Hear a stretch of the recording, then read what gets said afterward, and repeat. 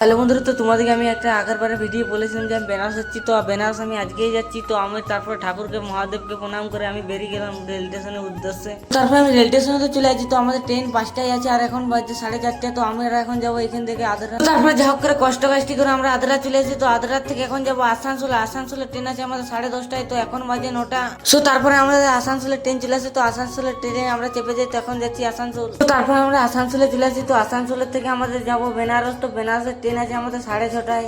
আমাদেরকে এখানে আসানসোলে থাকতে হবে। তো তারপরে আমরা মুড়ি শশা দিয়ে আর পিঁয়াজ দিয়ে আর খেতে শুরু করে দিলাম, কারণ অতক্ষণ না খেয়ে তো থাকা যাবে না।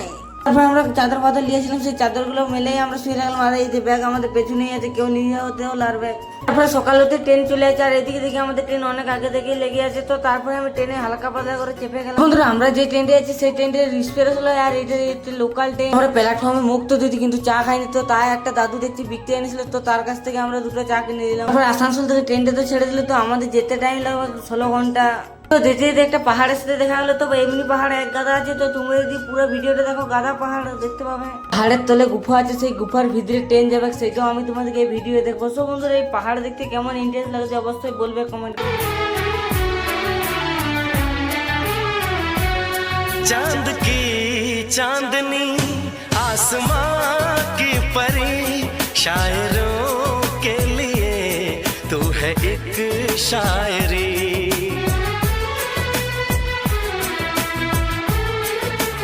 हाँ, देखते तुझे दिल दीवाना हुआ।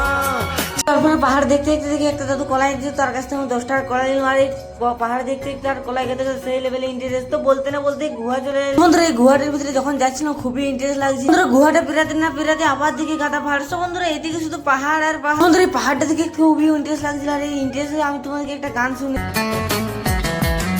शाम भी खूब है पास महबूब है शाम भी खूब। বন্ধুরা, পাহাড় দেখতে দেখতে দেখি একটা পাহাড় বিশাল বড়। তো এখানে দেখছি একটা আবার মন্দির রয়েছে। বন্ধুরা, আমার যতদূর মনে হচ্ছে এখানে কোনো সাধু ফাধু আরে আছে। মন্দিরটা কিসের মন্দির তোমরা কেউ বলতে পারবে? তো যদি জানো তোমরা অবশ্যই আমাকে কমেন্ট করে বলবে। তো আমার যতদূর সম্ভব মনে হচ্ছে এখানে শিব বাবা আছে। সো আমি এতগুলো পাহাড় দেখলাম, তো কোনো পাহাড়ও দেখিনি যে এমনি মন্দির রয়েছে। আর সবচেয়ে বড় কথা হচ্ছে সব পাহাড়ের থেকে এই পাহাড়টি অনেক। তারপরে চলে আসি কাশি। আর এদিকে দেখতে পাচ্ছ কাশির গঙ্গা বটে এইটা।